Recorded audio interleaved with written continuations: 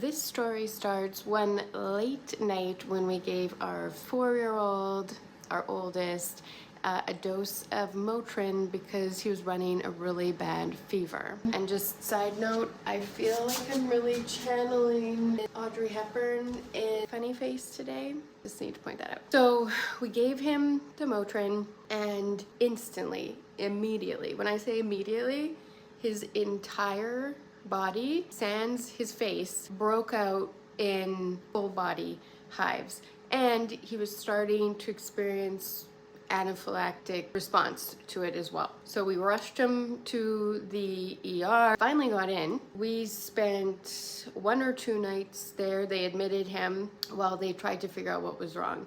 In the end, they had no idea and sent him home and said, I guess he'll be on antihistamines for the foreseeable future, because whenever it would wear off, he would break out again. So we took him home. Of course, we were not happy with that, and did end up drastically changing his diet. Now, we were doing Gundry-ish at this point, because like I said, the no lectins thing was helping us. So of course, if you've researched antihistamine diets, that's a big part of it. So we really tightened it up. I can't remember exactly what supplements or what we had him on at this point, but it helped. It was a very slow process, but after 9 to 12 months, somewhere in there, he could go without any antihistamine. So it was a slow, at first he could go 48 hours and then they'd start popping up. So it took a while, but we got his little body, his gut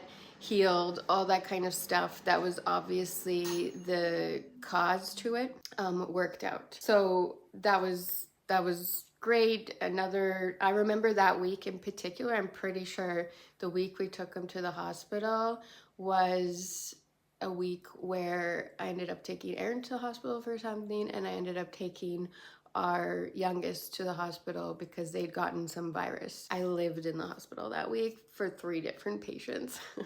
And so that's going to take us into our next video, which I am going to talk about my skin journey, because I think as caregivers, we understand the importance of taking care of ourselves because we are all that our family has.